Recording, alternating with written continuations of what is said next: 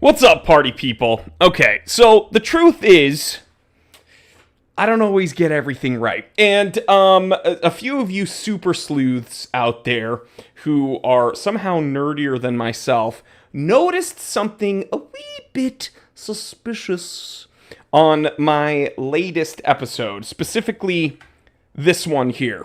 Actually, it looks like I'm wearing pretty much the exact same thing. There's not going to be any audio, but I do want to show you, like, if we look, you can see there's the Kit Kat, or the double hash mark, at the 6 o'clock. There's one at the 9 o'clock. There's obviously the Rolex logo at the 12 o'clock. So what is going on at the 3? Well, I had to speak to a watch dealer that called me out about this because apparently I'm showcasing fake watches.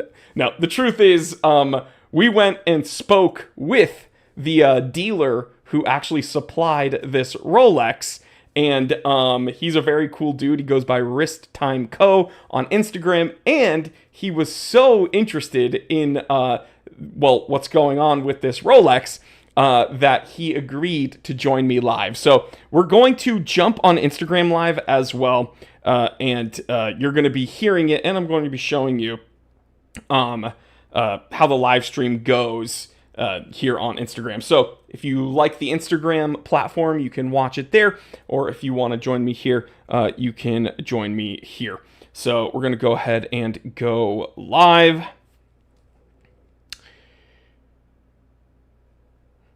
All right, so we have my Instagram here. I'm going to see if one of my buddies wants to join. Wrist Time. I'm inviting him. We'll see if he joins me. What's up, party people over on IG? We have Kevin Hawthorne here, mostly harmless, back in the day. Donovan is here. What is going on, brother? How are you? Good, Jordy. What's going on with you? Dude, not much. Okay, so I'm going to flip this around so that my YouTube audience can actually see you as well. So this is him, guys. This is the dealer himself. Wrist Time Co. Karan, what is going on? Okay. We showcased a very specific Rolex Oyster Perpetual over on the Time Teller channel that Wolf Watch Club happens to be doing their next draw for, right? Right. Okay. You are the dealer who supplied it, correct? Correct. I feel like I'm interrogating you. I need to have the hot lamp in front of your face with the cigarette halfway out my mouth being like, what's wrong with it? The truth is it even really a Rolex? Be honest, okay? The people at home want to know. Is it a real Rolex? Absolutely. And it's a very unique one. So, okay. First of all, I do want you to tell me your credentials, if you will. Of course, I know them, but the people at home, who are you and what do you do and why are we speaking? So, my name is Karan. I own the company Wrist Time Co. Happened to meet Wolf Watch Club about 8 years ago. Great guys. And, I've been in the business of buying and selling watches. I started doing this more full-time, I guess, 7, 8 years ago when I had my first child, because I wanted to, spend some time at home, try to be more, better father. Mm-hmm. My job didn't allow me that, but this job allows me that. And then, COVID happened. Obviously, we saw a crazy boom of everything, not just Right. watches. Right. Like real estate, cars, shoes, you name it. I mean, I think everything just exploded during that time. Right. And, I was just dealing watches and, I got my name out there slowly, surely. And, like I said, I met Wolf Watch Club guys and we spoke about it and they had a great idea. So I decided to be the guy behind to help them fulfill the watches, right? So to be clear, Yeah, go ahead. you had your hands in not just this Oyster Perpetual, but also the other watches that they did draws for. Absolutely, from day one. So the Tudor Pelagos Blue Dial, the Omega Speedmaster they did, Awesome. and now the Oyster Perpetual. Right. And so I partnered with them tail end of the Pelagos draw. And they told me, hey, we have this awesome dealer that helps us source these watches. So we get all the best of the best. And so I already heard about you. And so I did the tail end of the Pelagos draw with Wolf Watch Co. Announcing, what their brand was, and it was kind of just very casual. And then with the Speedy, I kind of took over their social media, so to speak, and I really collaborated with them on that draw. And I've kind of taken it over again to kind of give my viewers and the watch world as a whole kind of back, behind the scenes access to their brand and how they operate. Of course, you and I are not choosing the winners. You and I are not part of really any of that administrative process. But Right. what's funny is after hearing about you and after seeing how Wolf Watch Club worked, I was very confident to continue promoting them and talking about them. And so I didn't really have a second thought when I saw this Oyster Perpetual. Now, a few of my audience members noticed immediately. And this is where I think the big value comes into play when it comes to actually having a conversation about the watches that they're doing competitions with, right? This isn't just a giveaway, it's not just a competition. Wolf Watch Club's also a watch club at the end of the day. So I think this is an opportunity to teach, it's an opportunity to learn, and it's an opportunity to expand kind of people's understanding of what is possible even at the supposed highest level of watchmaking, which is Rolex. And as we know, Rolex isn't really the highest level of watchmaking. They're just It's mass produced, right? right. Over a million units a year. So, listen, everybody makes mistakes. Funny enough, sorry to interrupt. No. I actually did not notice the quote unquote error dial myself. Right. Until I guess got brought up to my attention by Wolf Watch Club. And you know the funny first thing I told them? What? I told them I wanted it back.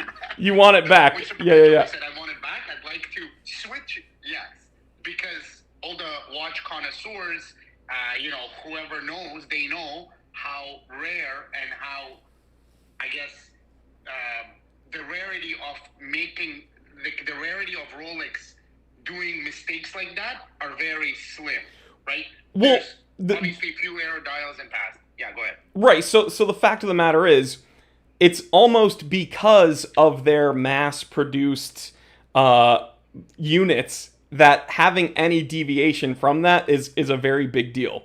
They're a very uniform company. They do not deviate. Everything's incredibly intentional.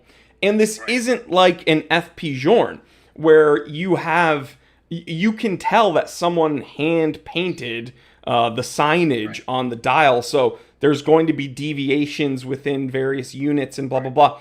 That is not Rolex. Rolex is the most cookie cutter, uniformed, I hate to say mass produced watchmaker out there. And so with that though, I understand people, I'm going to move my mic so if you hear some noises. With that though, I understand why people are like, well, if Rolex produces all of these units and they have it down to a science, how can they possibly have something fall through the cracks where, it's a literal index is different than the rest of the dial and the rest of all the other units they've produced? Like, how can you even conceive that? Put it this way, right? So that watch was produced, right? It was looked over by quality control. It was looked over by people, whoever looks over the quality control. It was then sold to an authorized dealer. Mm-hmm. Then authorized dealer didn't notice it. They sold it to a client. A client didn't notice it. So I guess, like, for example, for me personally, and I'll be very honest with you, because I see so many of them, Right. it's like I automatically know that it's supposed to be a double baton, right? For the 41 millimeter Right. reference, 124 300, you know it's a double baton at Right. 3, 6, and 9, right? Right. We know the previous gens 39 mils, they had a single baton. Exactly. Right? But because, like, to somebody who sees this every day, I guess it just slipped out of my mind. Like, I you become desensitized almost because you see Correct. these things day in and day out. And so when I filmed this and then had it edited, you know, I had my eyes all over this footage from start to finish on my end, and I still didn't really immediately notice it until I uploaded it and got some comments, and I was like, "Oh, wait a minute. This is an error dial." And for people who don't believe that this is even possible nowadays, I do have some examples on my screen that I'm going to talk to you about right now. So the most famous being the Rolex APH, right, which is a very prominent error. And what's funny is this is not an issue with an index. It's not a defect in the sense that it, you know, changes how the watch operates, but it's an issue of kerning. Now, kerning, for those of you out there who aren't familiar with that word, it pertains to font spacing. So, spacing between letters, okay? If the kerning is off, it's a little bit jarring to the eye. It looks a little strange. It doesn't look as clean, and it looks like, well, something's off, right? So the crazy thing about the Daytona APH is you have Cosmogr, and then there's a weird space, and then there's APH to finish Cosmograph. We know that Daytona is incredibly sought after. Those are much more expensive than other Daytonas of that era, right? Absolutely. There's another one, though, that I think is even more strange. And it's the 99 Air King. Okay? This is weirder than a single baton, double baton. This is weirder than a kerning error. Someone at Rolex, they initially thought this was a one-off, but now people speculate this happened on multiple units. There's an Air King, and I'm showing it to my YouTube audience, where the 3 o'clock is supposed to have a 3 in big Arabics on this Air King, but instead it has 969.